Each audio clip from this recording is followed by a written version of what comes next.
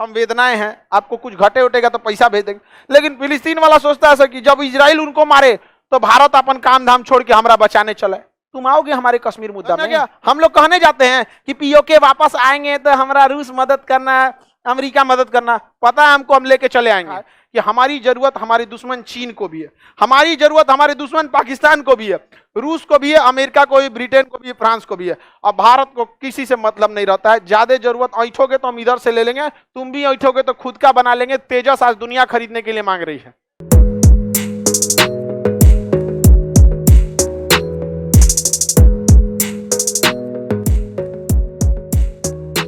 यहां देखिए, सबसे दिमाग वाला है इजराइल।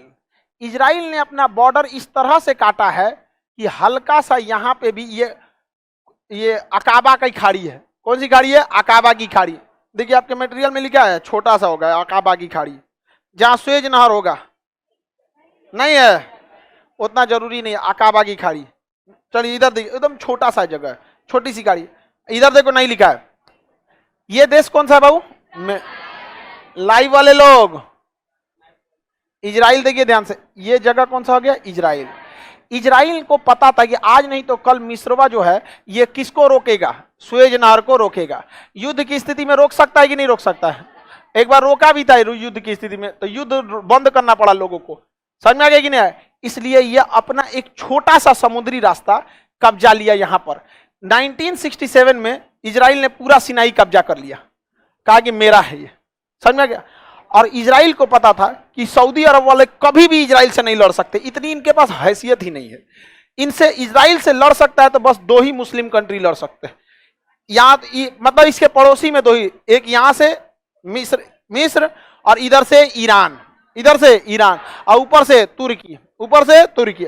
ये तीनों तीनों एडवांस कंट्री हैं। देखिए आप कितने भी बहादुर रहेंगे, घिर जाएंगे तो गिर में तो सोचा शेर घेरा जाता है लड़ाई में, तो मायने रखता है। पाकिस्तान के पास परमाणु बम है, इसलिए पाकिस्तान, देखिए जब परमाणु संपन्न देश हो जाते हैं ना, तो फिर लास्ट ऑप्शन परमाणु है, वो आपको शक्तिशाली और कमजोर नहीं देखता है।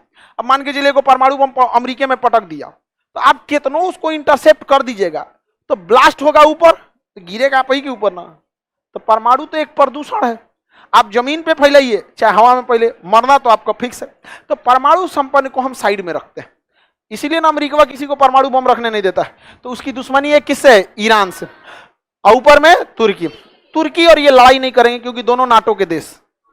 दोनों किसके देश? नाटो। नाटो एक सैन्य संगठन है, तो इसने तुर्की को शांत कर दिया, ठीक है। अब बच गया इजराइल। कौन?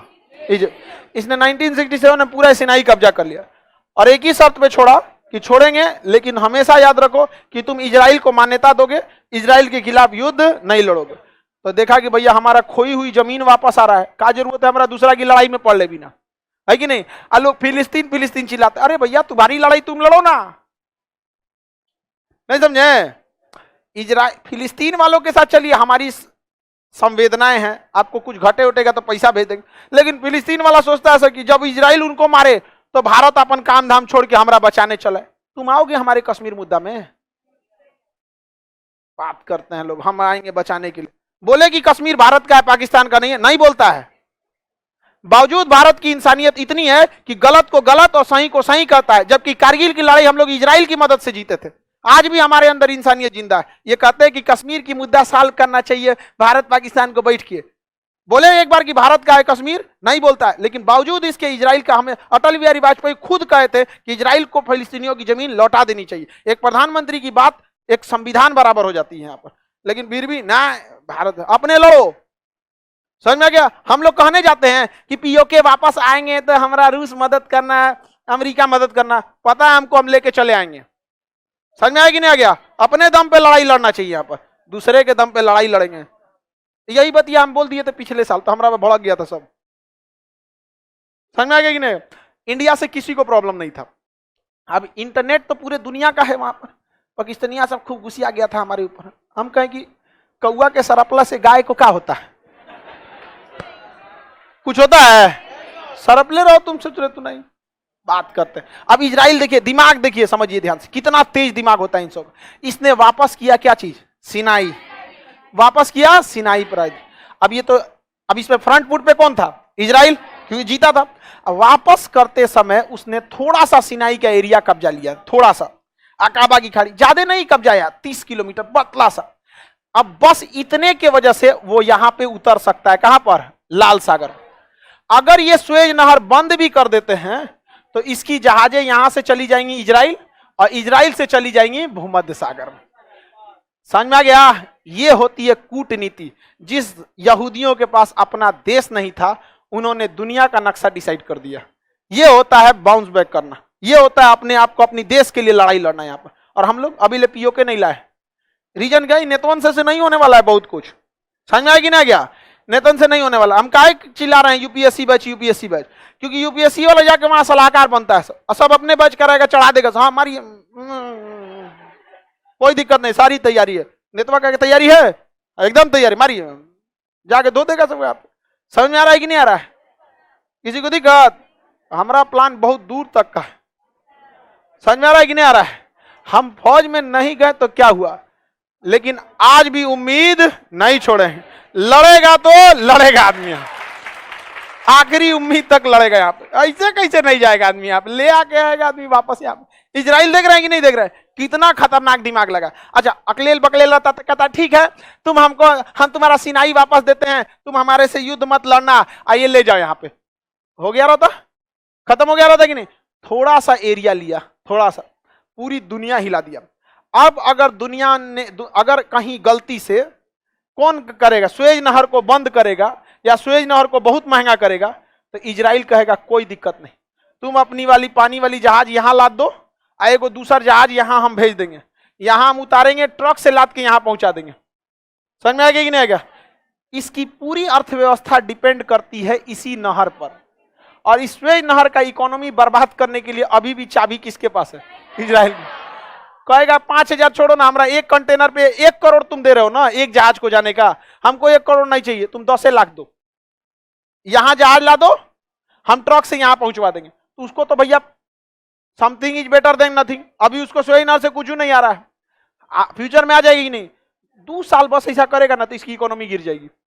2 साल में इकोनॉमी गिरा देगा।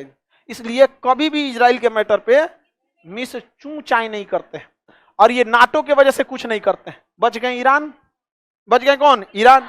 ईरान का जितना बड़ा वैज्ञानिक होता है उसको मरवा देता है कौन? इजराइल। जहर खिलवा देगा, गाड़ी पलटवा देगा, गोली मरवा देगा, सुसाइड करवा देगा, पत्नी से जहर दिलवा देगा। समझ में? अब वैज्ञानिक है, उनको क्या पता कोई सुंदर लड़की है, कैसे है, ये है वो है, दोस्ती की, फंस गए, उनका पता नहीं कि जासूस है। समझ में आ गया कि नहीं आएगा?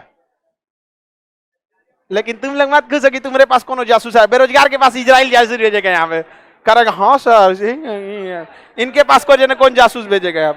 हाँ ये वैज्ञानिक, सावधान रहना वैज्ञानिक। समझ में आ रहा है कि नहीं आ रहा है? आप लोग को समझ में आ रहा है? इंटरनेशनल रिलेशन भी समझ जाती है सब। चलो बढ़िया है। अब खुद से लड़की लोग सोचो, ये सब पे ज्यादा ध्यान देना चाहिए कि घर में बैठ के सीरियल देखना चाहिए? लेकिन आप बताइए, ये सब सीरियल से ज्यादा इंटरेस्टेड होते हैं, लेकिन मेजॉरिटी ऑफ फीमेल क्या कर रही है? सीरियल दे। अब आप बताइए, आपका दिमाग तेज रहेगा कि सीरियल वाली सब, लेकिन ज्यादा संख्या किसकी है? सीरियल वालों। इसलिए उन सब के चक्कर में आप लोग को भी सुनना पड़ता है। देखेगी जो सीरियल भर रहेगी, आप लोग देखिए पूरी दुनिया, आपका दिमाग पूरी दुनिया बराबर रहेगा यहाँ पर। इसीलिए उन लोगों को लोग बोलता है कि बकलो लोग सुनना पड़ता है। आप लोग को गेहूं के साथ घून भी पीसा जाता है। समझ में आ गई नहीं? लेकिन हम कभी नहीं बोले आप लोग को।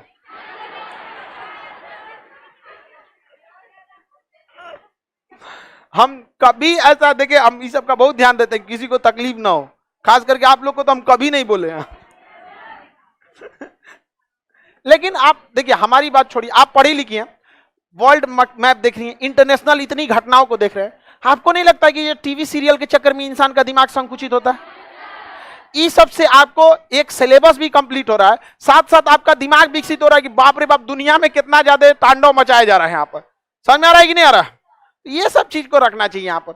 सीरियल उरियल देखिएगा, उसमें क्या दिखाएगा? सास ननद पति का झगड़ा, और कुछ दिखाएगा?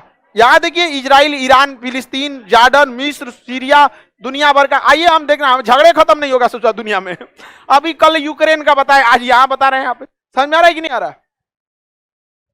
तो आप लोग सीरियल नहीं ना देखेंगे? सिनाई प्रायद्वीप समझ में आ गया? बच गया, पाकिस्तान ईरान को तो निपटाइए दिया, मिस्र लड़ेंगे नहीं तो मर जाएंगे, नाटो तुर्की आएगा नहीं नाटो का, बच गया कौन? पाकिस्तान।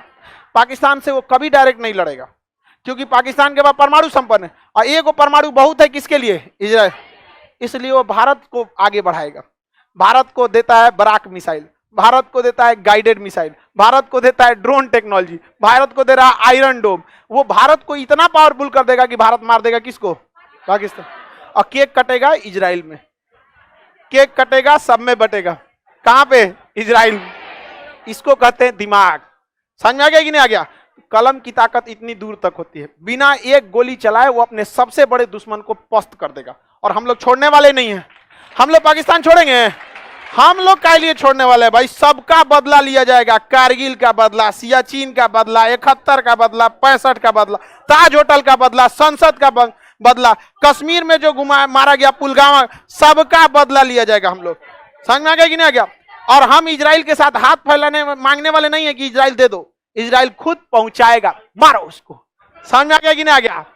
पूरी दुनिया में अगर इजराइल अपनी व्यवस्था बना के रखा है ना, तो भारत भी इस तरह से अपनी विदेश नीति को सजा के रखा है कि हमारी जरूरत हमारे दुश्मन चीन को भी है, हमारी जरूरत हमारे दुश्मन पाकिस्तान को भी है, रूस को भी है, अमेरिका को भी, ब्रिटेन को भी, फ्रांस को भी है। और भारत को किसी से मतलब नहीं रहता है। ज्यादा जरूरत ऐठोगे तो हम इधर से ले लेंगे, तुम भी ऐठोगे तो खुद का बना लेंगे। तेजस आज दुनिया खरीदने के लिए मांग रही है। समझ में आ गया कि नहीं आ गया?